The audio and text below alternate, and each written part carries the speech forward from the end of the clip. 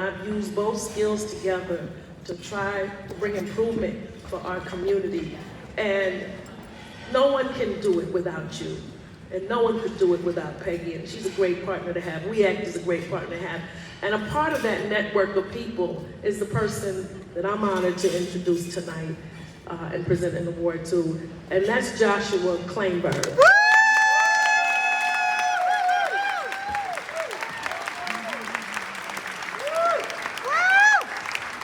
Josh is a longtime leader in New York in holding leaders accountable on environmental issues and advancing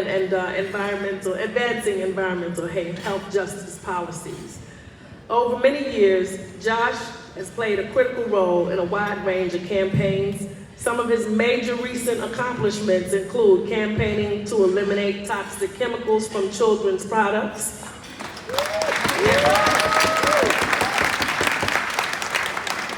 reducing lead in public school drinking water, and removing lead service lines. His extensive partnership with WEACT includes a collaboration along with other advocates to develop a lead service line mapping tool to identify lead service lines bringing water to residents in New York.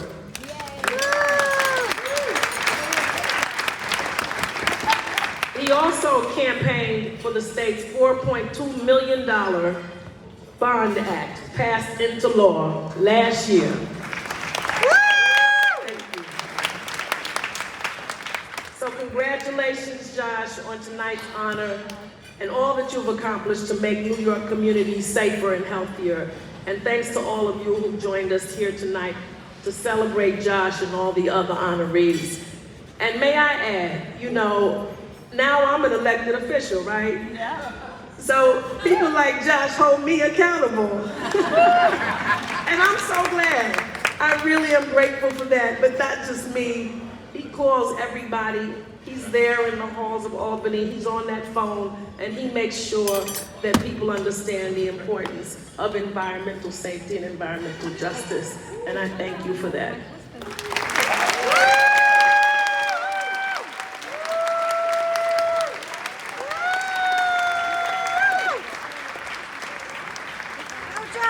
It's a reunion up here. We go back a long time. You are a class act, a tough act to follow.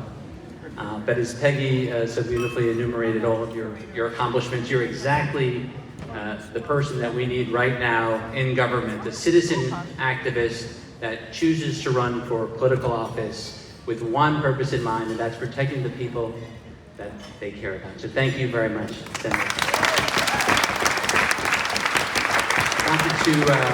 I wanted to acknowledge the other honorees tonight, Danelle and Richard. So great to meet you. I'm so eager to hear about your work in your respective roles, and I'm just delighted to be sharing the stage with you.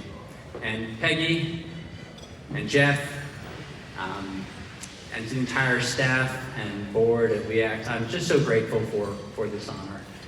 This is not only an organization that I admire so much, it is one that I've worked with day in and day out throughout my entire career. I'm home right now, and I feel so delighted to be honored here tonight. And last but not least, got a lot of support networks all throughout this room. I've got the biological and noisy family unit over there, and family by marriage. I've got my work family all spread out from New York NYLCV, Nashville NYLCV, and so many different partner groups. So many people have helped me along the way and supported me throughout my life and throughout my career. It takes a village to support me, and I want to thank all of my village people. You know how much you mean to me, and I thank you so much. I'm not doing the YMCA, but thank you very much. My sister's doing the YMCA. Why are you doing that, sister? So 1990 was a pivotal year in my life. I was graduating from high school, I was going to college in the fall, and the whole excitement in the air was the 20th anniversary commemoration of the first Earth Day. which was a pretty big deal. So I was getting ready to move off to college, and I thought, I'll try something new. I'm young, I'm impressionable, I'll try some environmental activism. And I thought it might be fitting to share with you one quick point for those in the room. There are some people in the room here tonight, you're not going to believe this, in the early 1990s, there was no social media. But we had influencers. But they didn't write tweets.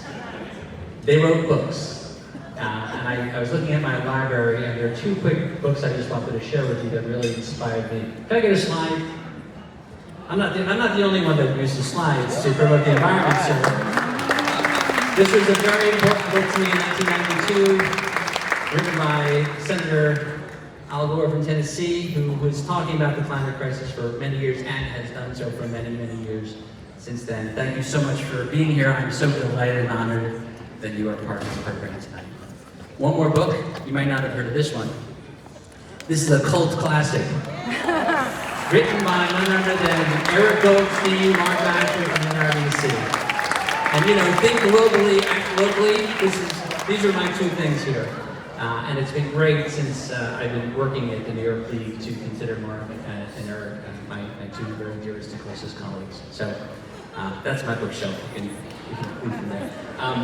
1996, I joined the League, and even though I thought I was book smart about the environment, I showed you my bookshelf there, I realized very quickly I lacked the street smarts to really make it in this town. And fortunately, 2 years prior to my arrival, a great activist that we all know and love, by the name of Cecil Corbin Mark, had joined the WEAC. Cecil had a blessed memory.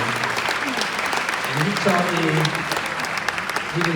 he taught me the ropes, he showed me the town, and he taught me a very important lesson, which has been with me my entire life. If you're not fighting for justice at the same time you're fighting for the environment, you're doing it wrong. And he taught me that, and I got it right early on.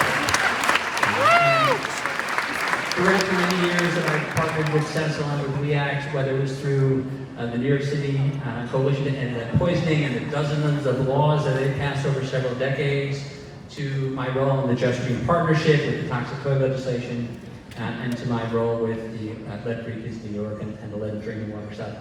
It's been a terrific ride, and I've enjoyed that opportunity to work with Cecil, but also equally with Sonal and LJ and Brianna, Elizabeth, and an amazing staff at the WEAC. It's really terrific. I'm going on for too long, so I'll close. So recently, I had the good fortune to go to the King's Theater in Brooklyn to go see a speech given by Dr. Jane Goodall. Went with my mom, my wife got me the tickets. And so her talk, the theme of the talk was Reasons for Hope, okay? And she laid out the fact that there are a lot of things get us down, and obviously appropriate for this evening, the climate crisis, the biodiversity crisis, but also the age-old plagues that have been with us forever: racism, sexism, xenophobia, homophobia. So many things: war, anti-Semitism, so many things to get us down. Yet it's important to find reasons for hope in everyday work that you do to make the world a better place. And one of those reasons for hope is in this room tonight. It's the work that WEAC is doing and has been doing for 35 years from West Harlem, as Jeff mentioned, around the state, around the country, and even globally. And your robust support tonight is critically important, and I'm just so delighted to have been here. Thank you, Peggy. Thank you, everyone.